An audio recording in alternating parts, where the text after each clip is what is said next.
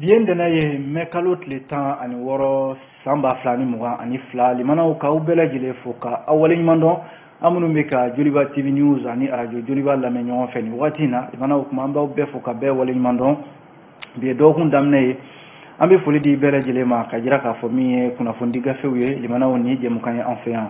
min bɛ sigi dɔgɔkun daminɛ fo ka taa se a laban ma ntɛnɛn fo ka se jumadenw ma o kuma nin waati mana se kunnafoni sɛbɛnw de bɛ sɛbɛn limanaw a bɛ sɛbɛn nanzarakan na anw y'a kanu ka ye kɛnɛ in ka sanga 30 ɲɔgɔn na ka bamayɛlɛma walasa a bɛ se ka faamuya sɔrɔ jamana kunnafoni la cogo min na bamanankan na o kuma an sigira kɛnɛ kan an bɛ bɛɛ fo ka bɛɛ waleɲuman dɔn an b'a fɔ n'a danse dɔgɔkun hɛrɛ n'a karama ala k'a di an bɛɛ lajɛlen ma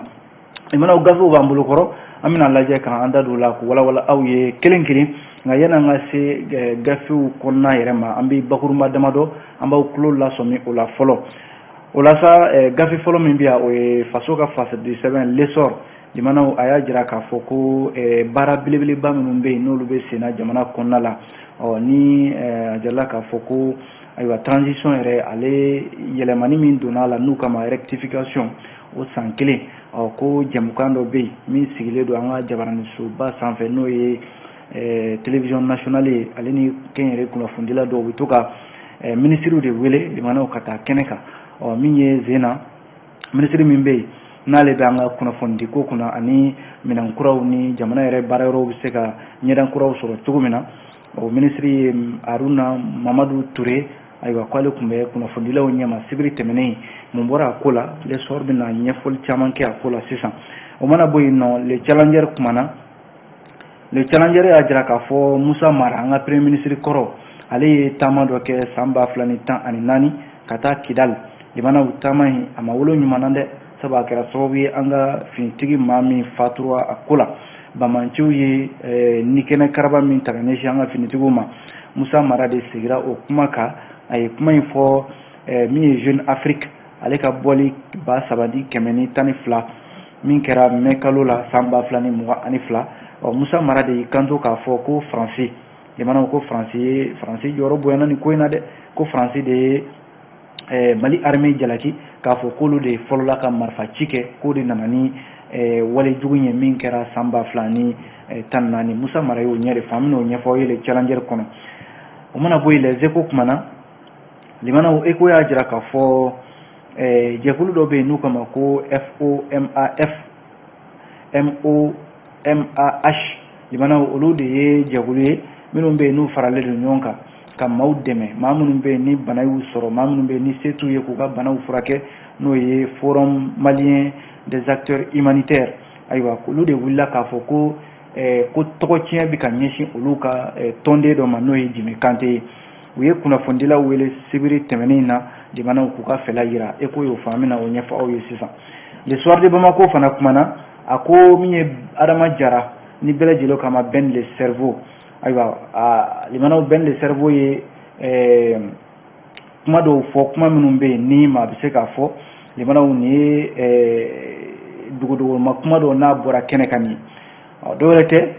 a kan bɛ Faransi de ma limanaw ko Faransi bɛ fɛ ka min ye mandat d'arrêt international n'o ye ka sariya wuli k'a jɔ diɲɛ ɲɛfɛ ka ɲɛsin an ka colonel maa 5 in ma ko wa chef d'état major général n'o ye Mali ka finitigiw ka ɲɛmaa ye général Umaru Jara ale b'a la colonel Sadio Kamara fo ka taa se jamanakuntigi yɛrɛ ma Ben le cerveau de ye nin kuma fɔ u ka jɛrɛ min kɛra juma tɛmɛnen na ka ɲɛsin finitigiw olu dɛmɛli ma an bɛna o ɲɛfɔ aw ye sisan soir de Bamako kɔnɔ limanaw info matin fana kumana a ko Tchad jamanadenw fana wulila k'u jɔ k'u tɛ fɛ ka Faransi jamana kɛrɛnkɛrɛnnenya Faransi ka kɛlɛcɛw k'u tɛ fɛ ka olu ye u ka jamana kɔnɔna la info matin y'o fɔ Nouvelle Horizon fana y'a jira k'a fɔ ayiwa ko Cheikh Oumar Sissoko n'ale de ye Espoir Mali Kura o coordinateur ye ayiwa a y'a jira k'a fɔ ko ni furanjɛla fanga n'a ma jɔ a jɔyɔrɔ la ka yɛlɛmani min bolodalen don jamana kɔnɔ ka o baara u ye kɛlɛ kɛ min kama ka o baara boloda ko n'o ma kɛ ayiwa ko MK kɔni labɛnnen don ka bɔ ka wulikajɔba kɛ fanga yɛrɛ kama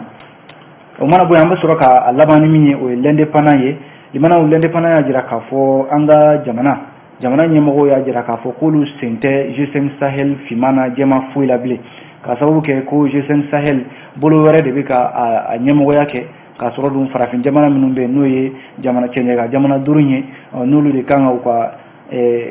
baara kɛ u yɛrɛ ye ko nka olu ɲɛ bɛ maa wɛrɛ la min bɛ ka G5 Sahel kɛ u yɛrɛ sago ye an bɛna o lakale aw ye sisan l'indépendant ale kɔnɔna la limanaw ni de ye kunnafoni la bakurunba damadɔ ye kunnafoni sɛbɛnw ye minnu fɔ bi nka ka don a kɔnɔna la ka walawala an b'a daminɛ ni min ye o ye l'essor ye limanaw l'essor y'a jira k'a fɔ ko a bɛ hakɛto ɲini k'aw fɛ ko min ye baara min bɛ yen n'o ye baara belebelebaw ye an ka jamana kɔnɔna la yan ayiwa ni a jirala k'a fɔ jɛmukan kura dɔ bɛ yen o de sigira an ka jabaranin soba sanfɛ ko min ma malikura taasira ayiwa nin baara in dɔwɛrɛ tɛ jamana minisiriw de bɛ wele a ko kɛnɛ kan i ye baara min kɛ ka taa o danganamaya jamanadenw bɛ se ka faamuya sɔrɔ a la cogo min na ko zena minisiri min bɛ yen ni o bɛ ɲɛsinnen don an ka kunnafoni ko ma ani jamana kunnafoni sira minɛn kuraw fo ka taa se an ka foroba cakɛrɛw bɛ se ka ɲɛda ɲumanw sɔrɔ cogo min na u k'a ma nanzarakan na ministre de la communication de l'économie numérique et de la modernisation de l'administration Aruna Touré ale de tun bɛ kunnafonidilaw ɲɛma min ye sibiri tɛmɛnen ye ka ɲɛfɔli caman kɛ a ka baaraw la ko nka kuma tɛmɛna fɛnba saba kan fɔlɔ ye mun ye limanaw o ye kunnafonidilaw yɛrɛ jɔyɔrɔ nin waati in na waati gɛlɛn min n'an b'o la sisan ani an ka foroba cakɛrɛw olu ka ɲɛda kura sɔrɔli ani jamana yɛrɛ bɛ se ka ɲɛda kura sɔrɔ cogo min na n'o ye fondation ye ani dɛmɛ min kan ka ɲɛsin kunnafonidilaw ma Aruna Touré limanaw a y'a jira k'a fɔ min bɛ tali kɛ kunnafonidi yɛrɛ baara nin waati in na limanaw ko baara don baara min ni ayiwa ɲɛtaga dɔw b'a la kɛrɛnkɛrɛnnenya la ni ye an ka min bɛ tali kɛ télécommunication service postaux et la modernisation de l'administration a ko sɔnni sigira o kunna kosɛbɛ a y'a jira k'a fɔ bi siga foyi t'a la nin baarada min filɛ nin ye ko a bɛ ka ɲɛtagaba de sɔrɔ ko wa ko minisiriso in a ye ba de don nin yɔrɔ kofɔlen in na min ɲɛsinnen don an ka minɛnkuraw ma kunnafonidiko nasiraw la o mana bɔ yen a y'a jira k'a fɔ bi in na n'i ye kunnafonidilaw yɛrɛ ka baara taabolo lajɛ an ka jamana kɔnɔ limanaw u jɔyɔrɔ ka bon kosɛbɛ ko n'i ye kunnafonidilaw lajɛ olu de bɛ lamɛn olu de ka baara bɛ kɛ ni olu de ka hakililaw ye n'i y'a lajɛ waati caman nka a ko tiɲɛ don kunnafonidilaw u bɛ baara la jamana kɔnɔna la a y'a jira k'a fɔ ko n'a ma ɲɛ kunnafonidilaw olu de bɛ lamɛn ayiwa olu de ka jɔyɔrɔ ka bon nka olu man ka kɛ maaw ye maa minnu bɛ yen n'u bɛ se ka basigibaliya don jamana kɔnɔna la a ko gouvernement y'a ɲini masikalo tile 17 tɛmɛnen san 2022 ayiwa ko radio France International RFI ani France 24 jamana kun ye yamaruya di k'a fɔ k'olu tɛna kunnafoni di Mali kɔnɔna la yan bilen o kɔfɛ avril kalo tile 27 tɛmɛnen min ye kunnafonidilaw ka ɲɛmaaya soba min bɛ n'o ye haute autorité de la communication ale nana ka i sen da gouvernement sendannɔ na ka sɔrɔ ka ninnu ka n'o ye France 24 ani RFI ye ka olu ka sariya min kan k'u yamaruya u ka kunnafoni di Mali kɔnɔ yan ka a sariya bɔsiw la o y'a jira k'a fɔ an bɛ don min na ko bi France 24 ni RFI kɔni olu ka kunnafoni di banna Mali kɔnɔna la yan a y'i da don kunnafonidilaw ka lahalaya la Haruna Modibo Touré ye hakililajigi kɛ k'a fɔ ko Haruna Mamadu Touré Sake k'a fɔ ko furanjɛla fanga tiɲɛ yɛrɛ la a kan ka jagoya sariya dɔ bɛ yen sariya min n'o b'a jira k'a fɔ dɛmɛ min bɛ yen n'o kan ka ta ka ɲɛsin kunnafonidilaw ma ko nka n'i y'a lajɛ furanjɛla fanga min filɛ nin ye limanaw ko sariya o sariya bɛ yen min talen don kunnafonidilaw kama a bɛ k'a bɛɛ lajɛlen bonya a ko 1,600,000 ɲɔgɔnna ayiwa o de kan ka di kunnafonidilaw ma walasa u bɛ se k'u yɛrɛ dɛmɛ n'a ye cogo min na Haruna Modibo Touré y'a jira k'a fɔ Haruna Mamadu Touré ko waati dɔ la kunnafonidilaw wulila kɛrɛnkɛrɛnnen la kunnafonidilaw ka ɲɛma n'o ye Banjugu Dante k'a fɔ ko ayiwa kunnafonidilaw bɛ gɛlɛya kɔnɔna la ko furanjɛla fanga kab'u nana dɛmɛ min kan ka di kunnafonidilaw ma ko dɛmɛ ma se ka di Haruna Mamadu Touré y'a jira k'a fɔ nin kɔni ye baara min na jamana ɲɛmɔgɔw ma ɲinɛ a kɔ dɛ ko nka jamana yɛrɛ de n'a taabolo don ko bi in na furanjɛla fanga bɛ k'i sinsin sariyaw de ka sariya minnu bɛ yen n'o b'u bolokɔrɔ kɛrɛnkɛrɛnnenya la maison de la presse ani groupement professionnel des agents de communication GEPAC ko bi in na olu bilalen don sen kan walasa kunnafonidilaw ka kuɲɛw de ɲɛnabɔ ko ministre so in a bɛ ka baara kɛ n'olu de ka hakilila ye a y'a jira k'a fɔ fana bi in na a kɛra kunnafonidila kɛnyɛrɛ ye o a kɛra jamana ta ye o Aruna Mamadu Ture y'a jira k'a fɔ ko kabi san 2018 fo kana bila san 2021 na ko wari min kan ka di n'o ye $100,000 in ye a y'a jira k'a fɔ ko dɛmɛ de don ka ɲɛsin kunnafonidilaw ma k'a bɛ kɛ sababu ye ayiwa kunnafonidilaw a ti d'u ma k'a fɔ u ka taa yɛrɛ jabɔ kɛ n'a ye nka a bɛ d'u ma de u ka baara kɛ n'a ye ko nka a nana ye k'a fɔ wari min bɛ d'u ma nka limanaw a ti don a donda fɛ nka wari in a kɔni bɛ di k'a fɔ de kunnafonidilaw k'a fɔ de ko wari in ma di kabi san 2018 fo kana se san 2021 ma ko k'a fɔ de jamana ɲɛmɔgɔw de ka lakɔlɔsibaliya don k'o tɛ ko nka u bɛ ka baara bɛɛ lajɛlen kɛ ni sariya de jamanaw lesɔr ale de ye nin fɔ an ye nin bɔ lesɔr ale kɔnɔna la o mana bɔ yen le challenger a kumana min ye challenger ye jamanaw a y'a jira k'a fɔ kuma min bɛ yen ni maaw kun famana k'a mɛn n'o de ye wale jugu min kɛra Kidal san 2014 jamanaw n'a kɛra sababu ye an ka finitigi maa min tora a la Bamaci wale tigilamaw fɛ a kɛra sababu ye maaw tora misigi la a donni kama fo ka se bi la challenger kumanen don a ko ka bi ko premier ministre kɔrɔ n'o ye Musa Mara ye yɔrɔ Musa Mara kun ye taama dɔ kɛ mɛkalo la san 2014 ka taa Kidal nka Musa Mara a kɛlen don ka jalaki dɔ bɛ Faransi jamana kan ko Faransi de kɛra maa ye maa min bɛ yen n'a ye Mali armée jalaki a waati na k'a fɔ ko olu de ye marifa ci kɛ k'o de kɛra sababu yɛrɛ ye ka min ye Bamaciw ɲɔrɔki k'a kɛ Musa Mara a n'a ka taamaba ninnu kan walasa Jeune Afrique ale ye kunnafonidi sɛbɛn ye min n'a ka bɔli 3,112 la mɛkalo la san 2022 ko a ye sɛbɛnni dɔ kɛ sɛbɛnni min n'a tɔgɔ ye ko je me suis rendu à Kidal o kɔrɔ ye ko ne kun taara Kidal walasa Musa Mara de kumana o kunnafoni sɛbɛn in kɔnɔna la a ko waleya min kɛra san 2014 jamanaw ni an ka marabolo 8 Kidal a kɛra o de kɔnɔna la yɔrɔ Musa Mara ka taama in a kɛra mɛkalo tile 17 ayiwa Musa Mara ani maa caman de taara kɛrɛnkɛrɛnnen la a waati la ala ka hinɛ Sumeli Bube Mayiga o kun ye ministre de la défense o waati la Ibrahim Boubacar Keita ala ka hinɛ o fana na o kun bɛ fanga la a waatinin na Musa Mara a y'i kanto k'a fɔ tiɲɛ yɛrɛ la taama in jamanaw a kɛra taama ye taama min ni bibi na ale yɛrɛ kɔni ma k'a fɔ de ko nimisa dɔ de nana la taama in na sabu Bamaciw de bagara olu ma sabu a waatinin na libanaw maa bɛ yen ko kun bɛ se ka olu dɛmɛ a kɛra MINUSMA ye o a kɛra Faransi ka kɛlɛcɛw ye n'o ye Barkani ye o k'u y'u sigi ka Bamaciw lajɛ libanaw u kɔni ta kɛra tiɲɛni yɛrɛ ka ɲɛsin olu ka délégation ma kɛrɛnkɛrɛnnenya la Bamaci minnu bɛ yen n'olu kun kalenkan don ka Mali tila 2 ye Suya ani MNLA a ko olu sele Kidal a donni kama libanaw olu kunbɛra cogo min yɛrɛ la u ma ale yɛrɛ Musa Mara ja a ko nka a waatinin na ale ni SBM n'o ye Sumeli Bube Mayiga ye ayiwa k'u ma sɔn ka Ibrahim Boubacar Keita ka kuma de labato k'o de taara wolo nin na a ko u sele Kidal ale kɔni y'a ɲini MINUSMA fɛ ko MINUSMA ka mobili di olu ma n'o ye bolimafɛn walasa u bɛ se k'u ka taama in kuncɛ cogo min na ko nka MINUSMA ma sɔn ka mobili di olu ma ale ka sɔrɔ k'a ɲini Kidal gouverneur fɛ u k'a ka mobili di u ma n'o ye Toyota Parado dɔ ye ministre tɔw olu donna pick-up BG kɔnɔna la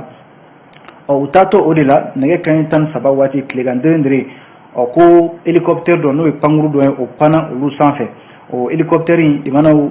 a na kɛ o kun ye Faransi ka hélicoptère de Musa Mara y'a jira k'a fɔ nɛgɛ kanɲɛ 15 waatiw la olu kɔni nana bɔ min kalama o ye k'a fɔ marifa de bɛ ka ci fan bɛɛ lajɛlen fɛ olu ma marifa ka cikan ye u m'a bɔrɔ dɔn u bɛ ka taa nka dɔ bɛ ka fara marifa cikan kan min ye chef d'état-major général des armées o waati la o kun ye Mamani Ture ale ye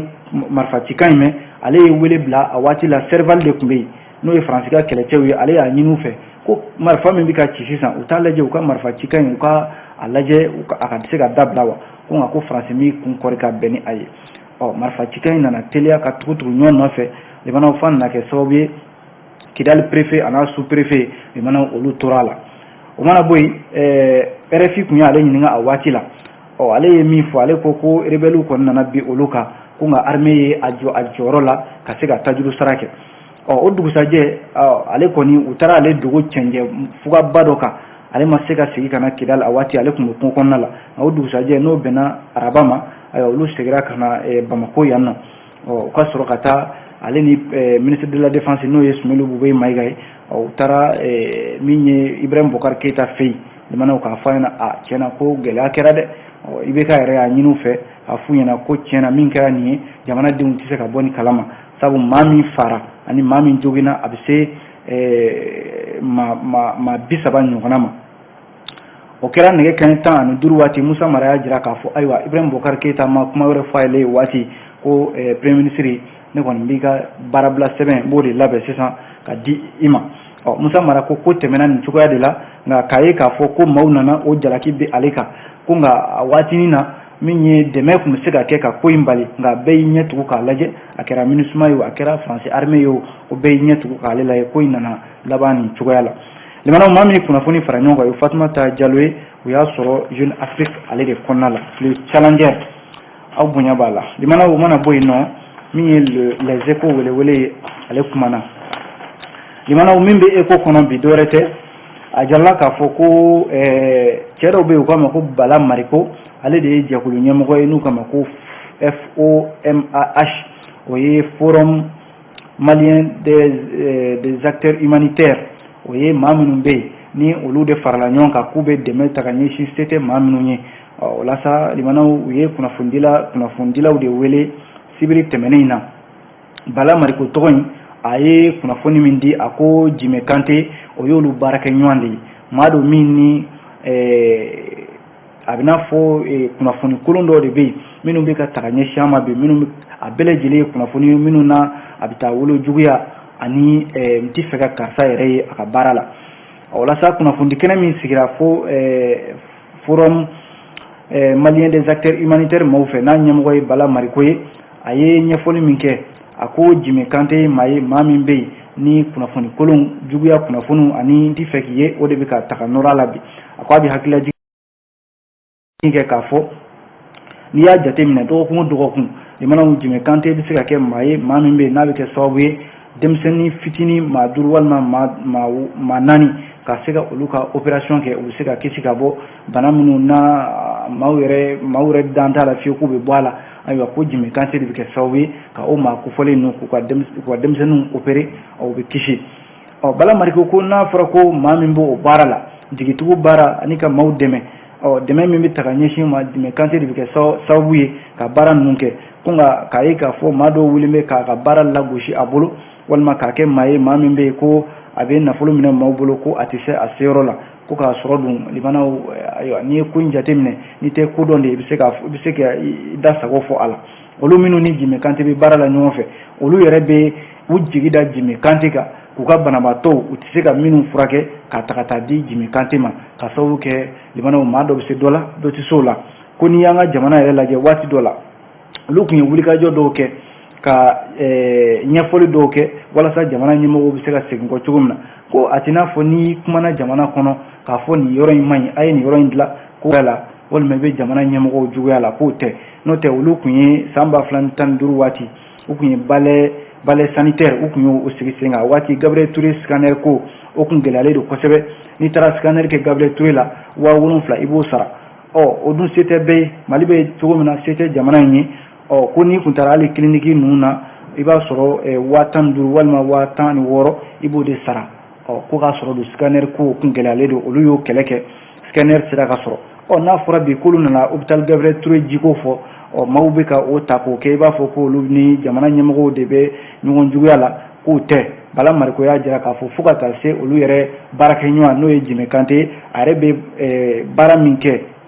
n'o ye hadamadenya yɛrɛ bɛ se ka taa ɲɛ cogo min na ni maa minnu bɛ ni se t'u ye olu bɛ se ka furakɛ cogo min na jamanaw k'a ka baara lagosi a bolo min ye fédération an k'a fɔ Forum Malien des acteurs humanitaires ye k'olu tɛna jɛn ni o de ye u baarakɛ ɲɔgɔn ye a ka se ka lagosi nin cogoya la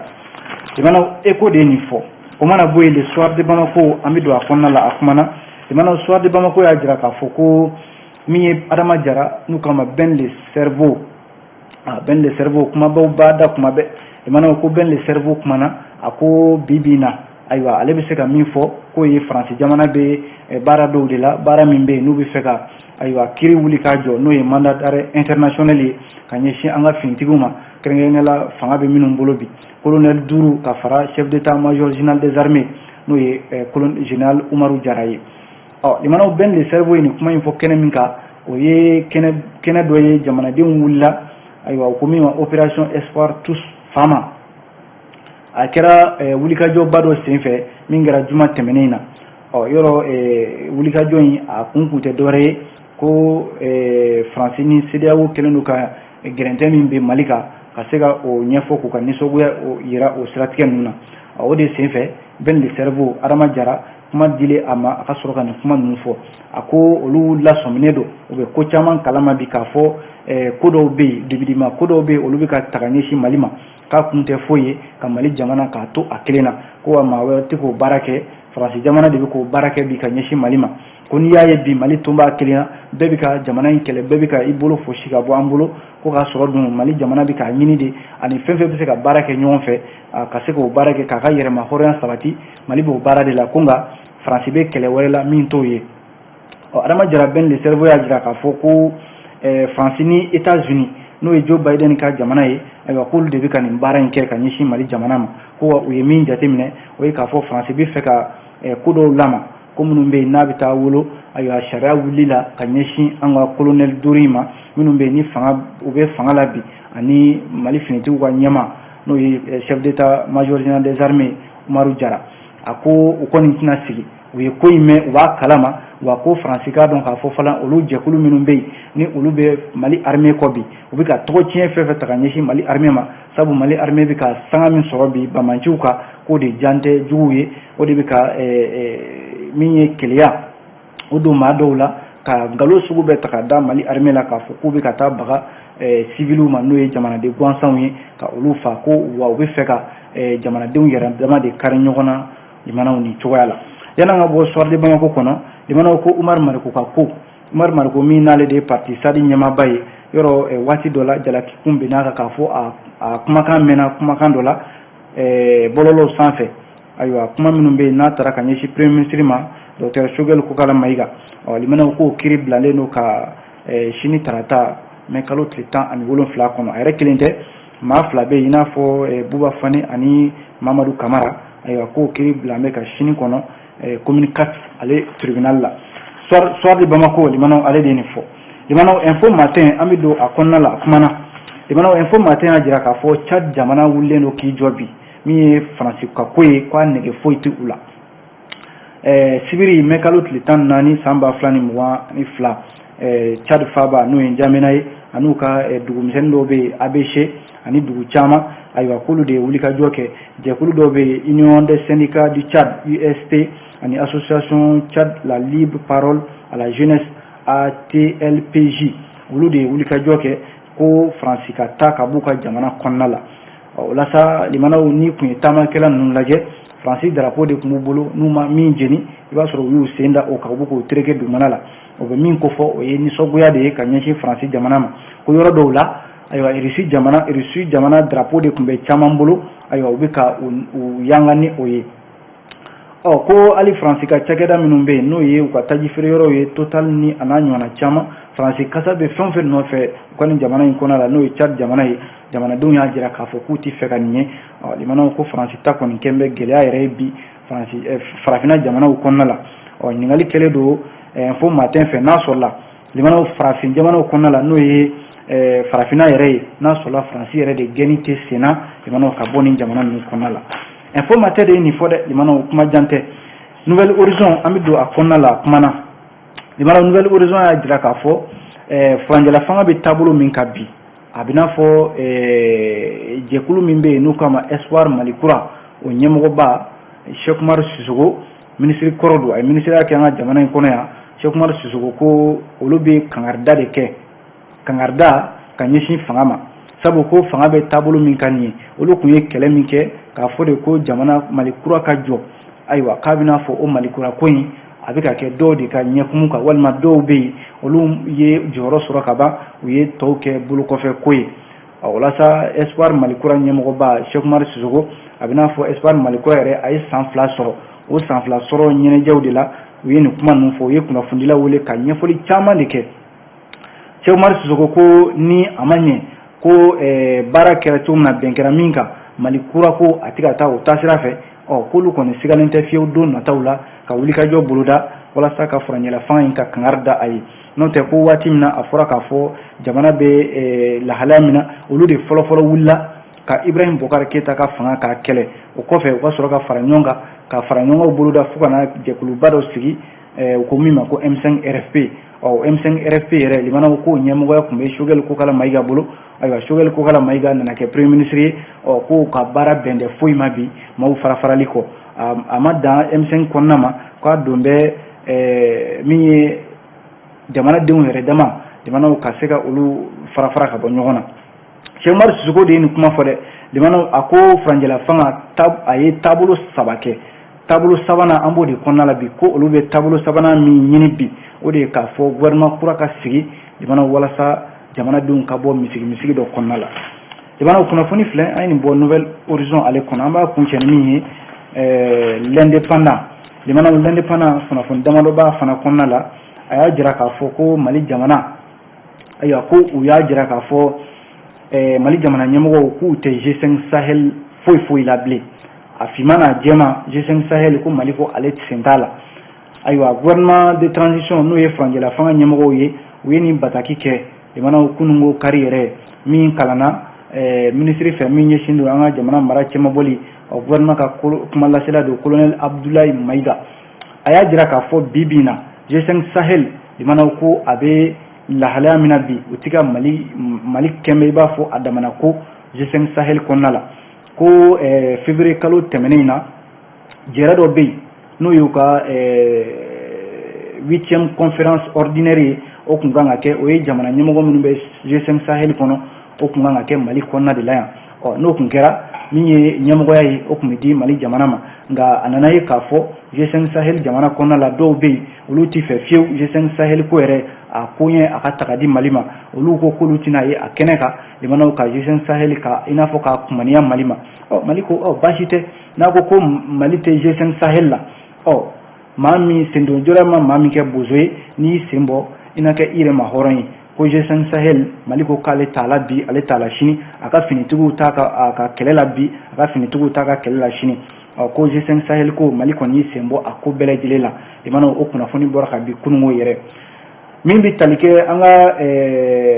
seko ni dɔnko maa mafalenba min bɛ yen Fantani Ture ala ka hinɛ a la limanaw ko Fantani Ture Faransi dugu dɔ bɛ yen n'u k'a ma ko Aubervilliers ayiwa k'u y'a tɔgɔ da Fantani Ture la limanaw ala ka hinɛ Fantani Ture la a yɛrɛ fatura